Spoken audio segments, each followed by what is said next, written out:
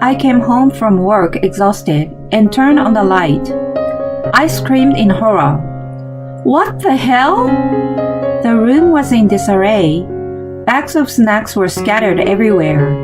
In the center of the room were my mother-in-law and her two sisters, who were drooling in their sleep. Oh, you're back. It's quite a nice house. My mother-in-law woke up. Give me a break. What do you think you're doing? I screamed in anguish, and she clapped her hands and smiled at me.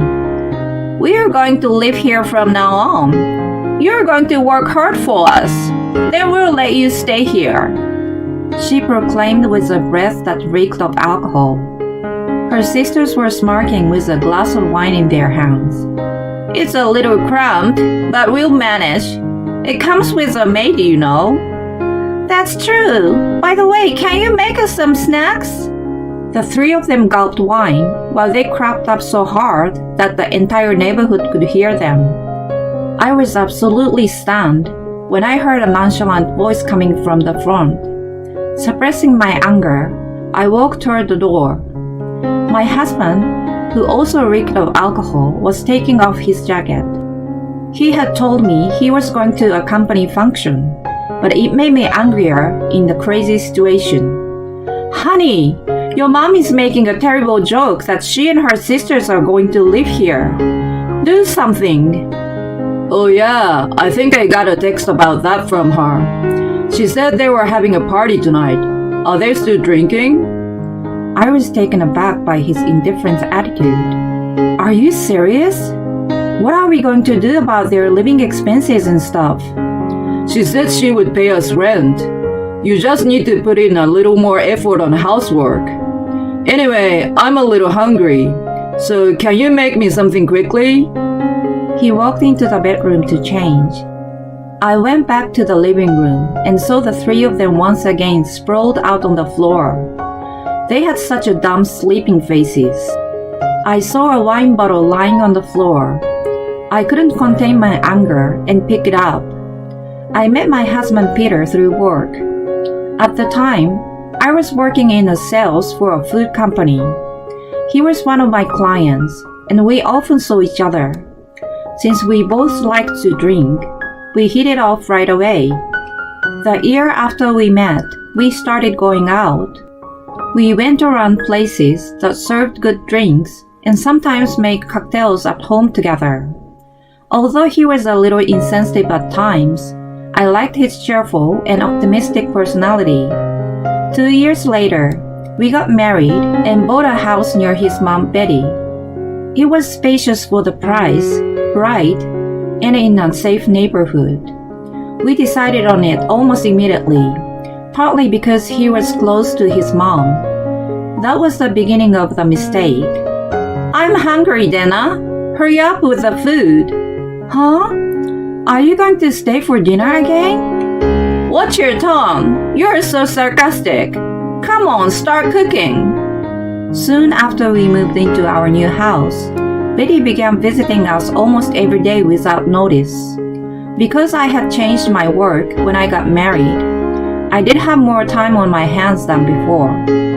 I was planning to spend it studying for my certification exam. Betty didn't care about it and kept coming over as she wished. I couldn't neglect my mother-in-law, so I had no choice but to entertain her. In retrospect, no matter how awkward our relationship became, I should have firmly rejected her. Eventually, her sisters Diane and Anita started coming along with her. Oh no, we are out of snacks. You need to stock more. I will open the new tea box. The sisters were both divorced.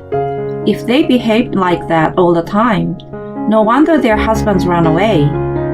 No matter how disagreeable they were still close relatives of Peter. I sucked it up and continued being treated as a maid for his sake.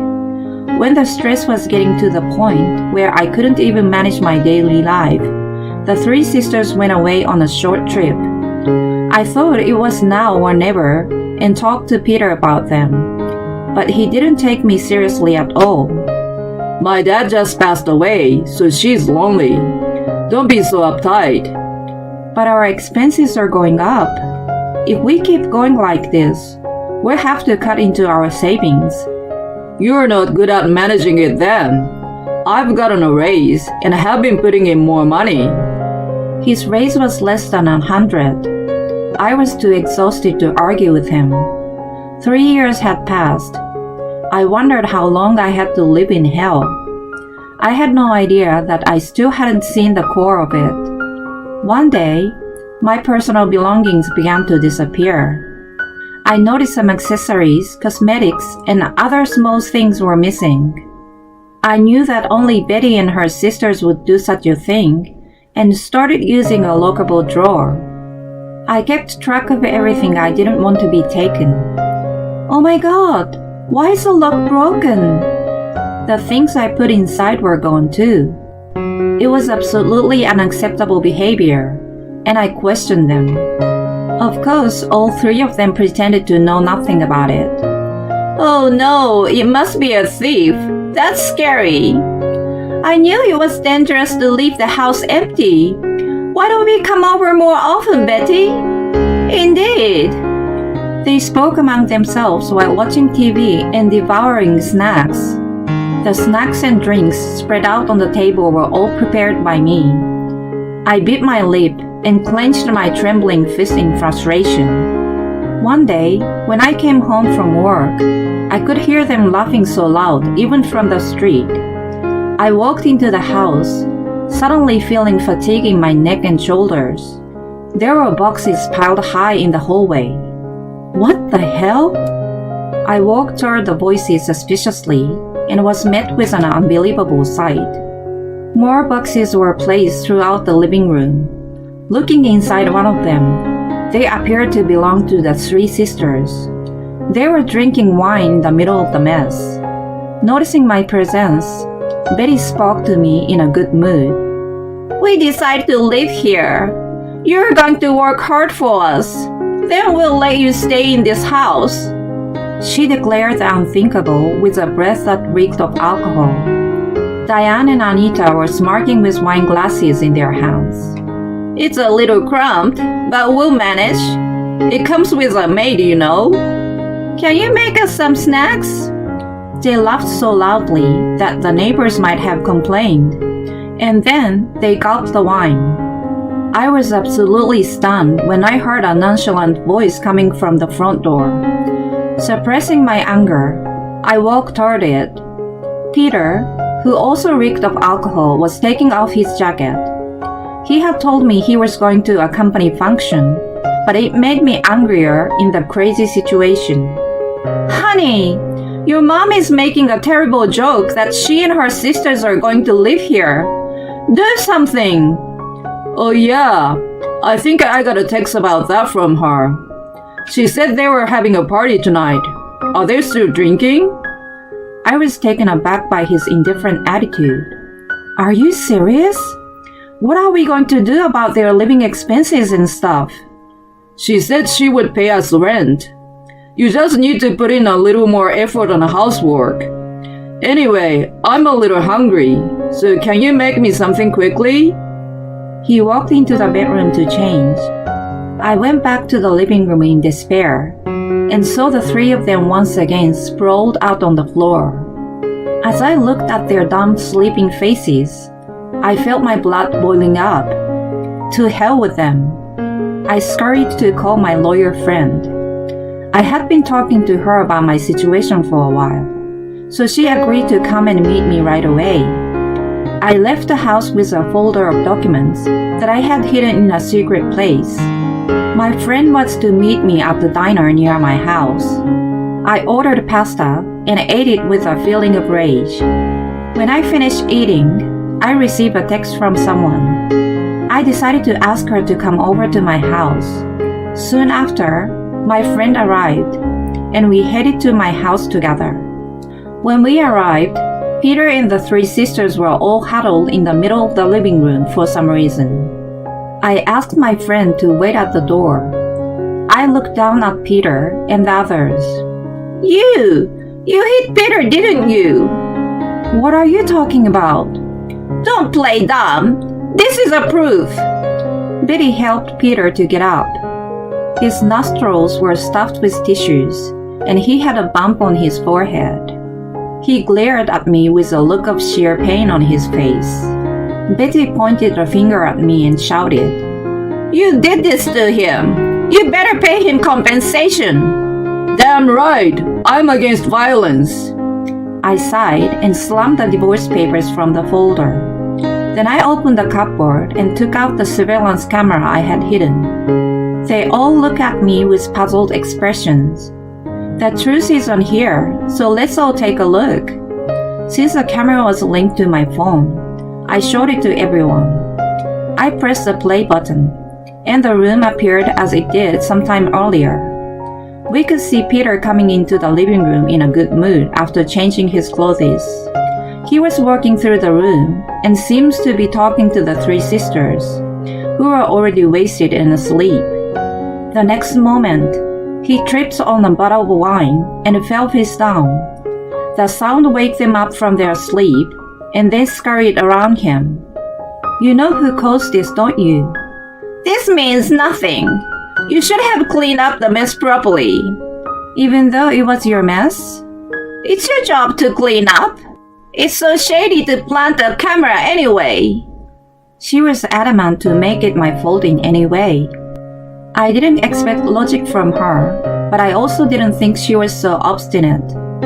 I tapped the video I had taken a few days earlier and held it up in front of them again. It was footage of the time my lock was broken. There I found the sisters breaking it and stealing my things. They seemed to realize that it was indeed a serious matter, and their faces began to turn pale. The reason I set it up was that I wanted to know who was stealing my things. I guess thieves exist closer than you think, right, Betty? Well, that's... Wait a minute. Stealing is indeed a terrible thing to do, but you must have known from the recording that I was injured. You are also a perpetrator for ignoring it. His absurd argument made me laugh. How did I end up marrying such a man? I would have loved to go back in time and ask myself. I led my friend into the room and presented the divorce papers in front of his face. I was worried when I saw it, so I came home in a hurry. Even though we are getting a divorce, I wouldn't wish you any harm. Unlike your family, I'm not morally corrupt. I then told them that the house was in my name, that my parents had purchased it, and that I had the documents to prove it. I also told them to pay for cleaning the house and the stolen items. Diane and Anita raised their eyebrows and started yelling at Betty. This is not what you promised us. That's right. You said I would have an easier life here, so I already moved out of my apartment. Are you guys saying it's my fault? It was Diane who brought the wine in the first place. As the three of them argued, Peter came to me begging. He apologized to me with tears streaming down his face. Just as I was about to say it was too late, the doorbell rang. I shouted toward the door to come in, and the woman appeared. Aunt Angela! Hi, Peter. You've been gained so much weight. And why are you looking so pitiful? She took off her sunglasses and flashed her beautiful smile. I felt the mood in the room changed completely. Betty and her sisters uncomfortably huddled around each other. Aunt Angela was my late father-in-law's older sister. She ran a successful business and was quite well off. When my father-in-law's company went bankrupt, not only did she help him pay off his debts, she helped him until his new company took off. Betty was completely indebted to her for that reason. Diane and Anita went to the same high school as her and were intimidated by her. She kept herself away from family gatherings, which made everyone fear and respect her at the same time whenever she made a rare appearance. Peter had also been afraid of her ever since he was spanked when he was a child. Of course, the spanking wasn't for nothing, but for being mischievous. As for me, I met her through work first. She was a tough businesswoman, but she was also very caring and practical, which I respected. How can you treat a kind and competent girl in this way? You people should be ashamed of yourselves. Well, No excuses. Everybody sit down right there. Angela began to lecture the four of them. They were complaining to me before she showed up, but they became quiet and obedient. Her lecture went on for about an hour. By the time it was over, Peter couldn't say anything. I then had him sign the divorce papers in front of everyone. He also wrote and signed a letter of promise that he would pay me alimony and the savings he and his family spent. The years of hell finally came to an end. Cheers! I gulped down the icy cold beer. It's the taste of victory. It tastes 100 times better than the beer I usually drink. I'm having a party with some girlfriends in a crowded bar. I can't believe Peter is your ex-husband. I was dumbfounded when you told me. Yeah, well, by the way, thank you for your help. Don't mention it. Just tell me everything. After I filed for divorce, I immediately sold the house. When Betty and her sisters lost a place to live, they went to work for Angela in the warehouse. They are assigned to a particularly tough section and are struggling every day. Angela advanced the payment for the cleaning and the stolen items for them. They are forced to work hard until they pay her back. Peter's performance at work dropped dramatically and was demoted. One of my friends I'm having a drink with tonight is his colleague. She's also my classmate from high school. We bumped into each other at the station and talked for the first time in a while. When I told her about the divorce, she spread a rumor about him in the office. As a result, his credibility flew out the window. Even though the work environment was unpleasant for him, he thinks it's still better than working for Angela. He still goes to work every day. Angela has assured me that if he falls behind on the alimony payment, he would be forced to work for her immediately. Seriously, why did I marry that guy? I know. Well, it's a party for broken hearts today. Let's all have a good laugh together. I'm in.